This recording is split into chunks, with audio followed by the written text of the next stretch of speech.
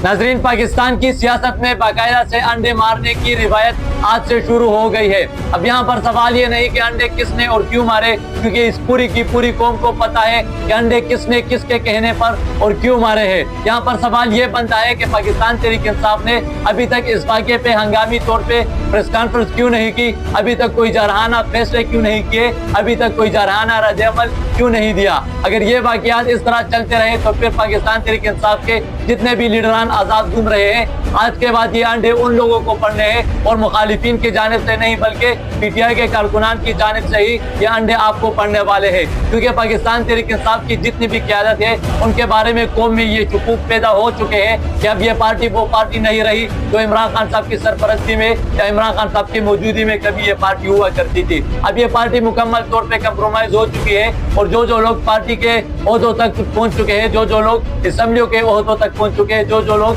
वजारतों तक पहुँच चुके हैं, वो सारे के सारे लोग कंप्रोमाइज हो चुके हैं। और इमरान खान साहब की बहन ही है वाहिद जो इमरान खान साहब के मकसद को लेकर, कौम को लेकर चल रही है और इमरान खान साहब के नजरिए पर चल रही है और डट के खड़ी है। बाकी के सारे लोग जो इमरान खान साहब के पार्टी के बड़े बड़े ओहदों पर बैठे हैं, असम्बलियों तक पहुंचे हैं, आज से अगर इन लोगों का किरदार इसी तरह रहा तो फिर इंशाल्लाह इन लोगों को अंडे पड़ने हैं और ये अंडे जो पड़ने हैं ये पाकिस्तान तहरीक इंसाफ के कारकुनों की तरफ से पड़ने हैं।